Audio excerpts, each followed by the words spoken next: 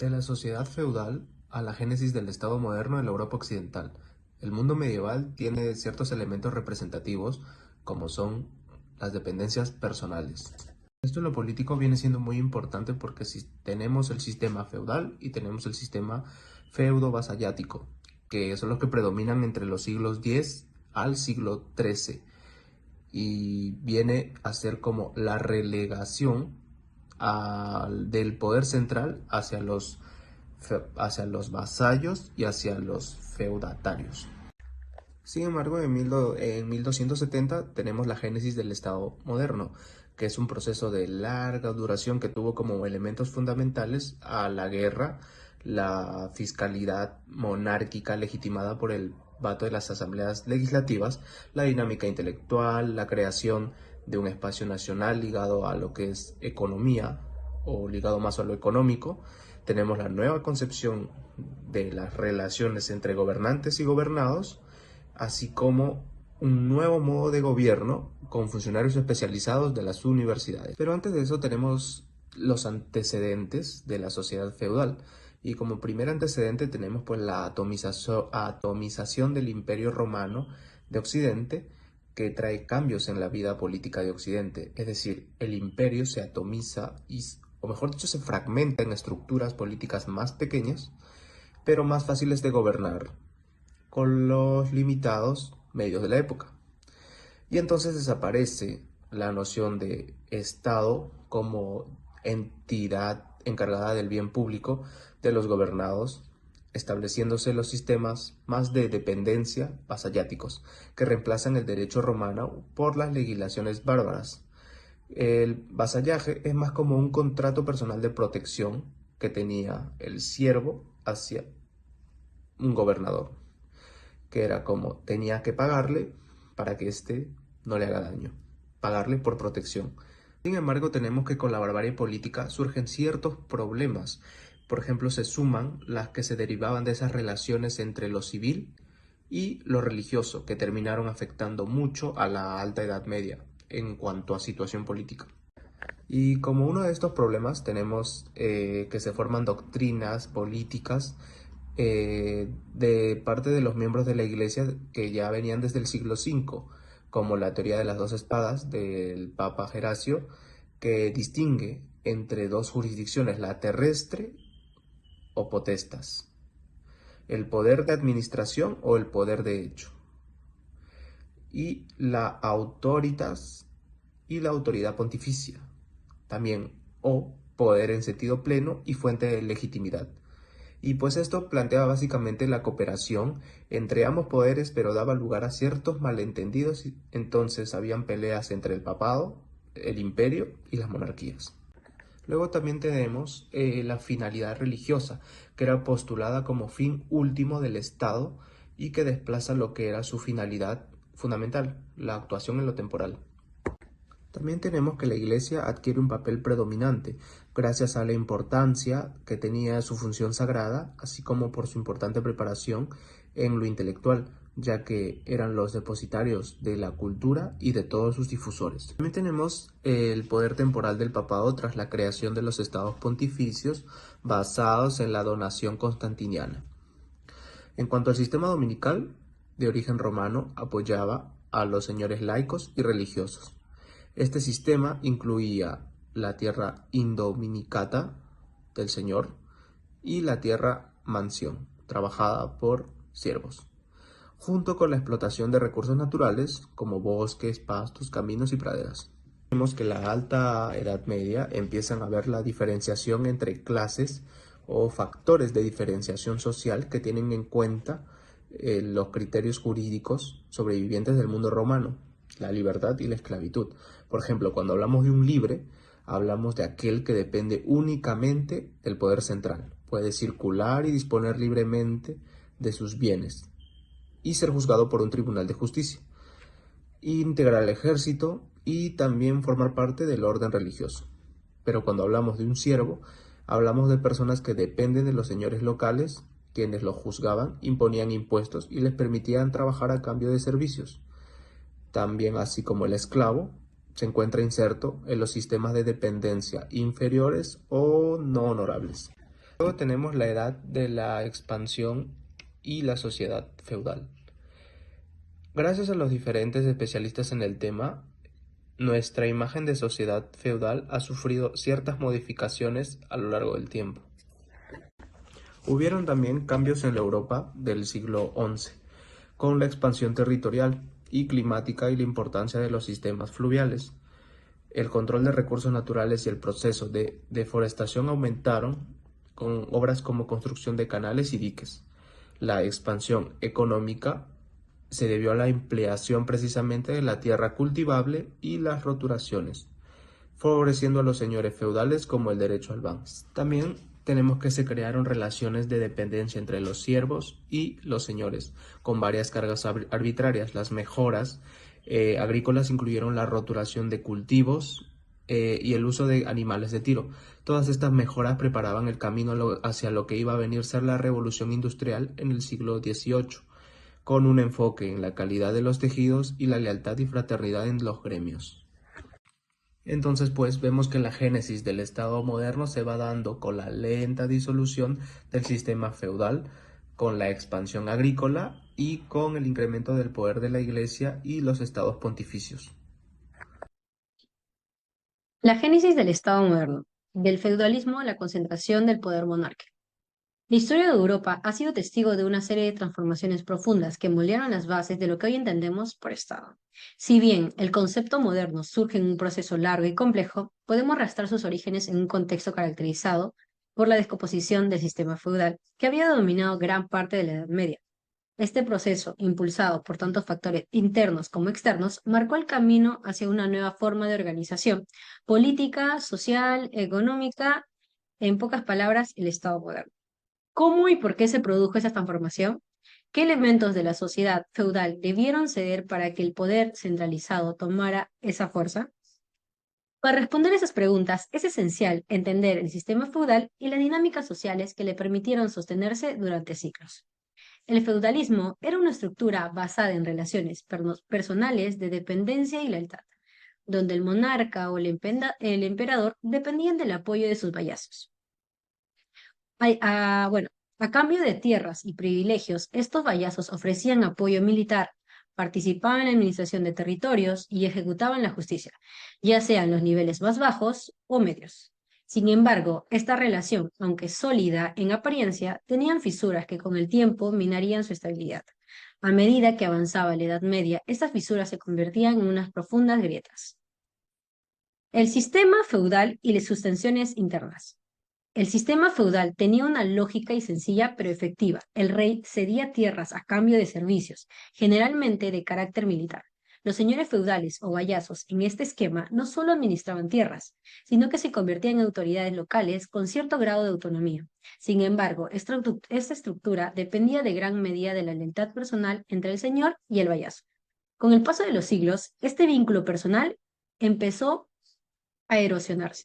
Uno de los factores claves que contribuyó a la debilidad del sistema fue el aumento de homenajes, lo que permitió a los vasallos evitar sus responsabilidades. Estos homenajes eran cada vez más comunes, que diluía el compromiso entre el vasallo y el señor. En pocas palabras, el vasallo debía la lealtad a varios señores, lo que hacía más difícil mantener la cohesión en tiempos de necesidad. Además, la creación de homenajes de reserva o ligios que teóricamente se debían reforzar la fidelidad del vasallo, no consiguieron revertir esta tendencia. A esto se sumaba un cambio en la mentalidad de la época, donde el sentido de obligación religioso que mantenían unido el sistema feudal se debilitaba. La fe en el sistema feudal dejó de ser tan estricta y tan influyente de la Iglesia como garante de estas relaciones, comenzó a perder fuerza. En consecuencia, los castigos religiosos ya no eran tan coactivos como en el pasado. Otro elemento fue la heredabilidad del feudo.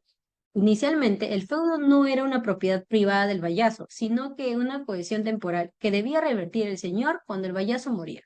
Sin embargo, con el tiempo los feudos comenzaron a heredarse, convirtiéndose en un patrimonio familiar. Esto socavó aún más el poder de los señores, ya que con el control sobre las tierras concedidas se perdió. Esta situación se agravaba cuando no había herederos varones y las tierras pasaban a manos de las mujeres, lo que complicaba aún más las relaciones de poder dentro del sistema. Además, el sistema feudal empezó a experimentar la erosión de los poderes de la explotación de las tierras de los señoriales. La liberación, que comenzó a tener más derechos y libertades, socavó el poder de los señores feudales, ya que a las bases de sus riquezas y autoridad se centraban en el control de las tierras y de la mano de obra campesina. Ok, el siguiente. El papel de la burguesía y el apoyo de los monarcas. Los factores internos del sistema feudal no fueron los únicos que contribuyeron a su declive. Los factores externos, como el auge de las ciudades y el fortalecimiento de la burguesía, jugaron un papel crucial dentro de la recuperación del poder centralizado de los monarcas. Las ciudades que habían surgido en gran parte como centros comerciales y producción artesanal estaban sometidas a muchísimos casos de poder feudal. Sin embargo, las burguesías urbanas comenzaron a ver en el monarca una figura de autoridad capaz de proteger sus intereses frente a los señores feudales. Esto se hizo evidente en casos como las ciudades flamencas, donde la burguesía se alió con el monarca para limitar el poder de los feudales. El poder económico de la burguesía urbana fue fundamental en este proceso. Los monarcas, necesitados de recursos para mantener sus ejércitos y administrar sus territorios, se encontraron en la burguesía un aliado dispuesto a ofrecer ayuda financiera a cambio de ciertos privilegios y concesiones. Esta relación ayudó a consolidar el poder real y debilitó aún más la estructura feudal. El papel de la guerra en la concentración fue otro factor crucial en la génesis del Estado moderno. Fue la guerra, las guerras medievales, que inicialmente eran conflictos locales entre señores feudales, se fueron transformando en conflictos más amplios en los papeles de los monarcas. Jugaban un papel central. Estas guerras no solo permitían a los reyes controlar a los vallazos más turbulentos, sino que también le dieron la oportunidad de expandir sus territorios. Más importantes aún, las guerras permitieron a los monarcas solicitar impuestos directamente a sus súbditos sin tener que depender de la intermediación de los señores feudales. Este es el punto clave en el desarrollo del Estado moderno, ya que el poder de la recaudación fiscal se convirtió en una de las principales bases del poder monárquico. A medida que los monarcas consolidaban su control sobre los recursos financieros, se volvieron cada vez menos dependientes de los vallazos y eran capaces de ejercer un poder centralizado. La creación de la burocracia profesionalizada. Con la creciente necesidad de administrar territorios más amplios y complejos, los monarcas comenzaron a depender de los funcionarios especializados formados en universidades. Esta nueva burocracia no solo se limitaba a gestionar los asuntos administrativos del reino, sino que también desempeñaba un papel crucial dentro de la legitimación teórica del poder monárquico. Los burócratas elaboraban teorías sobre la soberanía y el derecho del rey a gobernar, promocionando una justificación intelectual para la creciente concentración del poder. La creación de esta burocracia profesional fue uno de los grandes avances que diferenciaron al Estado moderno del sistema feudal. Mientras que los señores feudales ejercían sus funciones administrativas o judiciales en nombre del monarca, esta clase de burócrata estaba completamente dedicada al servicio del Estado, lo que garantizaba una administración más eficiente y más centralizada. Además de no tener intereses feudales propios, estos funcionarios eran más leales que el monarca y menos sutiles a las divisiones y conflictos que afectaban, obviamente, al sistema feudal. El impuesto estatal, un nuevo pilar del poder real.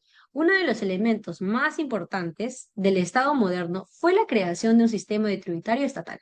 Mientras que el sistema feudal se basaba en el concepto de auxilio o apoyo económico de los vallazos, que ofrecían obviamente sus señores, este nuevo sistema fiscal rompía con esta tradición. Ahora el impuesto no solo cobraban los hombres del señor, sino también el conjunto de sus súbditos. Este cambio representaba un viraje completo en el sistema político. La introducción de impuestos nacionales consentidos por las asambleas representativas fue una transformación radical. Estos impuestos en su mayoría se justificaban por la necesidad de financiar las guerras, permitieron que los monarcas multiplicar el dinero de los contribuyentes y obviamente aumentar significativamente sus ingresos. Sin embargo, el precio político de esta atribución era demasiado elevado. Para mantener la legitimidad de los impuestos, los monarcas debían contar con el consentimiento del cuerpo social, especialmente de las facciones dominantes. Esta nueva forma de tributación requería que la demanda de los impuestos fuera vista como legítima tanto en pretexto como en su forma y monto. El impuesto estatal debía percibirse como necesario para el bien del reino y no podía parecer arbitrario. Esto marcaba una diferencia importante en el sistema fiscal feudal, que a menudo era visto como una explotación injusta por parte de los señores feudales. Gracias. Hola, yo voy a hablar sobre la crisis del siglo XIV y la génesis del Estado moderno. La crisis del siglo XIV fue un periodo marcado por una serie de catástrofes demográficas, económicas, sociales y políticas que afectaron a Europa y tuvieron un profundo impacto en el desarrollo posterior del continente. Entre las principales causas y manifestaciones de esta crisis se encuentran el estancamiento demográfico que se presenta aproximadamente desde el año 1240, agregándole a ello la inestabilidad climática desde el año 1270, que anuncia la denominada Edad Glacial, que se manifestará desde las primeras décadas del siglo XIV. La crisis de la existencia demográfica se generó a partir del año 1348 con la denominada peste negra, que junto con sus diferentes variantes como la peste pulmonar, bubónica y las enfermedades intestinales, que luego fue convertido en pandemia hasta finales del siglo XIV, cuyo efecto fue devastador en la población, disminuyendo entre un 30 a 40% de la población a nivel mundial. Como consecuencia, se menciona que solamente a inicio del siglo XIV la población recuperó la tasa de natalidad que tenía en el siglo XIII. En el plano económico, la crisis del siglo XIV afectó a ciertos sectores de la producción, ayudó a la reconversión de ciertas actividades, sea en la industria o en el comercio, y transformó enormemente el sector primario. En el plano social, la crisis aceleró las transformaciones en los diferentes estamentos, existiendo cambios en la composición de la nobleza, aumento de poder en la burguesía, deterioro de las clases menos desfavorecidas, es decir, las clases populares, y presencia de continuas revueltas urbanas y rurales, lo que naturalmente afectó la situación política marcada por la continua presencia de guerras civiles internacionales y la problemática creada por el ascenso del poder central y del debilitamiento del feudalismo. Levantamientos que en el sistema buscaban una reforma debido a los conflictos internos que generó incluso asesinatos a los miembros de la nobleza. Según el autor, reconoce que las dos manifestaciones de la génesis del Estado moderno son el impuesto nacional consentido y la intensificación de la guerra, papel motor porque es el pretexto de la tributación, así como también el instrumento esencial de la redistribución de la extracción económica. Es un componente obligatorio y estructural dentro del sistema. Esta guerra del Estado tiene tres características originales. Son guerras justas, ponen luego a un número importante de combatientes durante periodos más o menos largos y es necesaria la profesionalización de las milicias, siendo la guerra lícita únicamente la que se decide y se lleva a cabo en nombre del Estado, puesto que la función específica del Estado es la guerra. Pueden tomarse como ejemplos la reconquista española, los conflictos de Aragón y Castilla y las luchas de Inglaterra contra Escocia y Gales.